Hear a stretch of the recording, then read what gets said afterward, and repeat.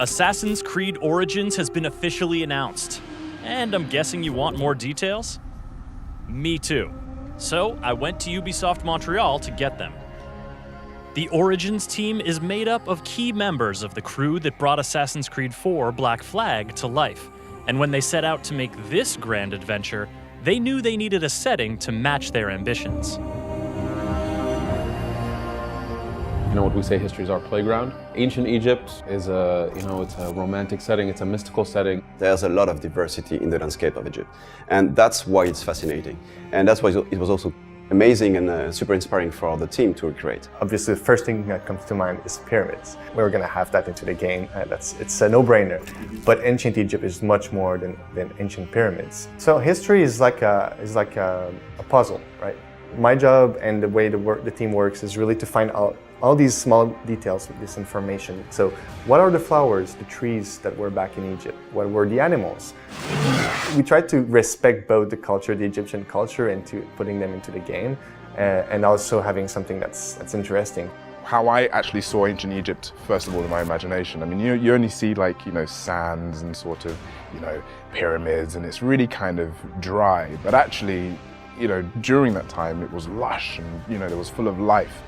We have now the capacity from a technological standpoint to be able to create a massive countryside. It's not a city, it's a whole country with many cities, many villages, many exotic landscapes. This is why we decided to remove the minimap, which is we want you to enjoy and to actually experience the beautiful world we're bringing to you. You will have to play the game, to put some icons in the game, Also the fact that we have a time of day that is systemic. We made sure that every single moment in the time of day is almost like a painting, That's not something that is done, it's not automatic, it's really crafted. The world has never been so alive and so lush and so interesting, and I hope players will have a lot of hours of fun into Egypt with us.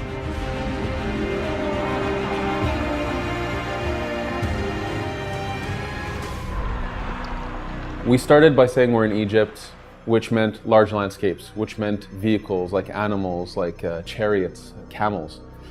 All of this, we felt we needed to make sure that all of this worked within the combat system. So naturally, we start talking about range combat, using the bow, using throwable weapons. We allow the fight to be way more responsive, way more dynamic, so that the player can really play the way they want. In previous ACs, when you attack, the hero and the enemy came together, no matter the distance, effectively. This is gone now.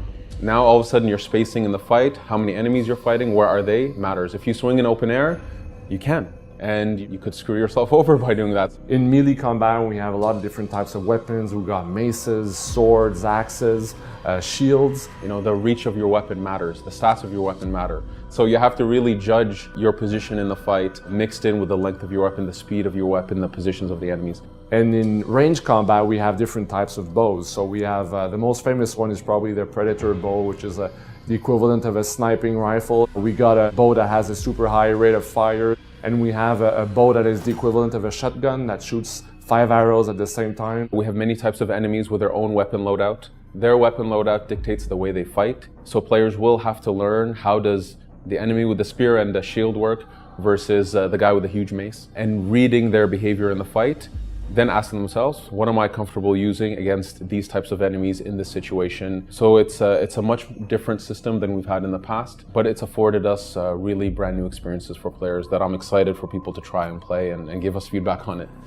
Really, you cater your play style to what you like based on how you level up in the skill trees. And that's something we want to also visualize and show on the player. So it's not only something that we play in the stats, but it's also something you will see on the character. We give players many avenues within the crafting system, within the inventory system, within the skills.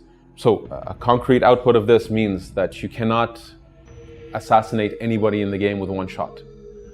If you dedicate yourself to crafting your hidden blade, to increasing the damage that it can do, you might be able to get there.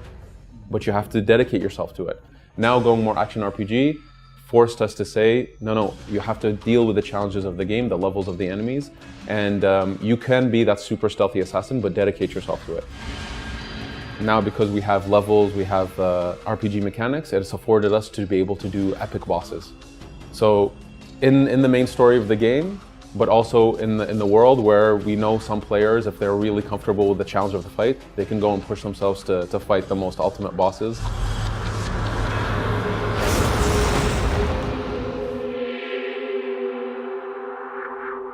It's a very big world also. So to make sure that the player would be constantly engaged within that world, we created NPCs that have their own agenda. They have their own purpose in the world, so they work, they go back to their home to sleep, and you can help them with the quest system. So you meet them, you talk with them, and they say, hey, I need some help with this. And as a player, you get to make a decision whether or not you want to engage with that specific type of NPC. So I think that's interesting, and that also gives flexibility to explore the world the way you want to and live the story the way you want to as a player. The player, of course, picks up these quests and chooses what they want to work on. Sometimes the quests will intermingle. Sometimes you're in the middle of one quest and you'll see another quest person walking by and you can jump into that. And we wanted this very organic feel to the world. There's a lot of people to meet, a lot of characters, and they have a lot of stories to tell.